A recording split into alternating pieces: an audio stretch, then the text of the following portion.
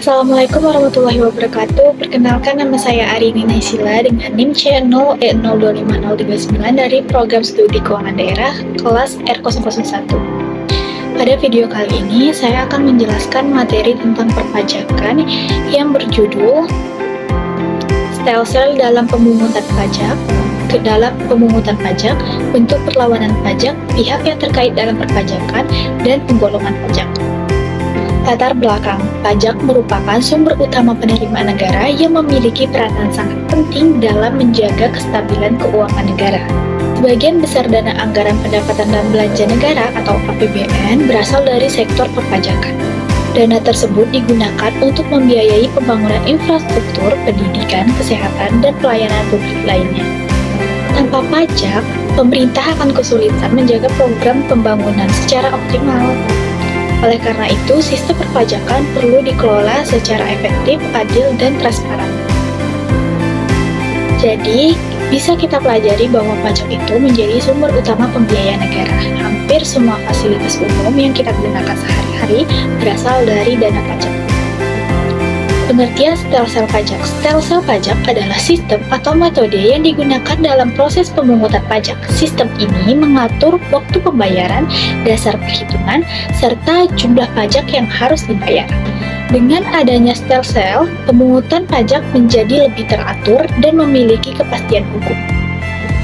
Stelsel juga bertujuan menciptakan keadilan antara negara dan wajib pajak.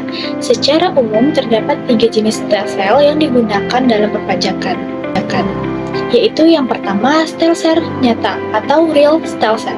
Pajak dihitung berdasarkan penghasilan yang benar-benar diperoleh wajib pajak selama 1 tahun. Pembayaran dilakukan setelah seluruh data keuangan diketahui secara pasti. Perhitungan menjadi lebih akurat karena menggunakan kondisi ekonomi yang sebenarnya. Sistem ini dianggap lebih adil karena sesuai kemampuan membayar wajib pajak.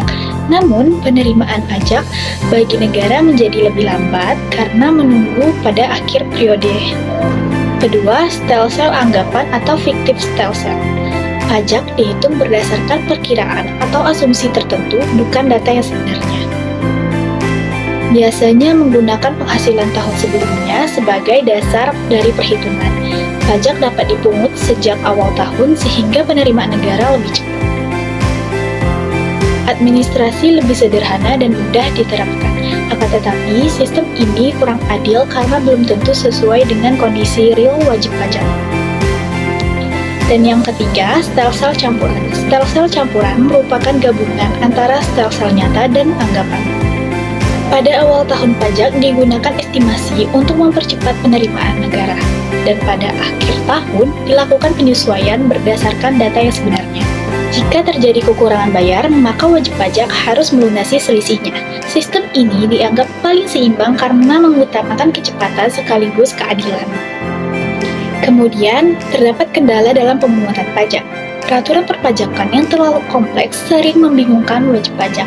Sosialisasi yang kurang menyebabkan masyarakat tidak memahami kewajibannya. Administrasi yang rumit membuat pelaporan pajak terasa begitu sulit, dan kesadaran membayar pajak masih rendah di sebagian masyarakat. Hal-hal tersebut menyebabkan penerimaan pajak belum optimal.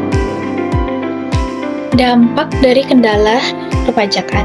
Banyak wajib pajak yang terlambat membayar atau melaporkan pajaknya.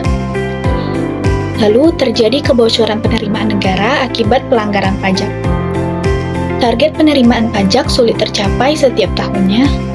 Pembangunan nasional menjadi terhambat karena dananya yang terbatas. Dan kepercayaan masyarakat terhadap sistem perpajakan dapat menurun. Kemudian terdapat beberapa bentuk perlawanan pajak. Perlawanan pajak adalah tindakan menolak atau menghindari kewajiban perpajakan. Dapat terjadi karena kurangnya kesadaran atau kesengajaan melanggar aturan. Tindakan ini merugikan negara dan masyarakat secara keseluruhan, mengurangi penerimaan pajak yang seharusnya digunakan untuk pembangunan. Perlawanan pajak dibedakan menjadi 2, yaitu ada pasif dan aktif. Perlawanan pasif itu terjadi bukan karena niat melanggar, tetapi karena keterbatasan pengetahuan. Wajib pajak kurang memahami prosedur pelaporan dan pembayaran. Administrasi dianggap rumit dan memakan waktu. Kemudian banyak terjadi pada UMKM atau sektor informal. Solusinya adalah dengan mengedukasi dan meningkatkan sosialisasi tentang perpajakan. Kedua, perlawanan aktif dilakukan secara sengaja untuk mengurangi atau menghindari pajak. Dapat berupa tax avoidance atau legal dengan memanfaatkan celah hukum, dan dapat pula berupa tax evasion atau ilegal seperti memalsukan laporan. Tindakan ilegal dapat merugikan keuangan negara secara besar.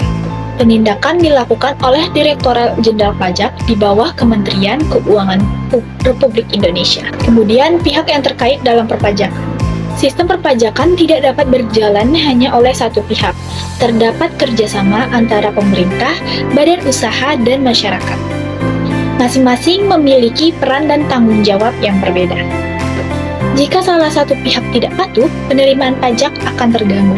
Oleh karena itu, diperlukan sinergi dan kesadaran bersama, yaitu menyusun peraturan perundang-undang tentang perpajakan, memungut, mengawasi, dan menegakkan hukum, serta memberikan pelayanan kepada wajib pajak, mengelola dana pajak untuk kepentingan masyarakat, dan pemerintah bertanggung jawab menjaga transparansi penggunaan pajak.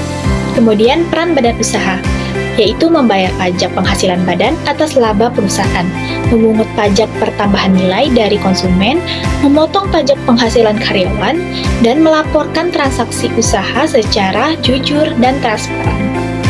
Lalu, peran warga negara, membayar pajak sesuai dengan penghasilan yang diperoleh,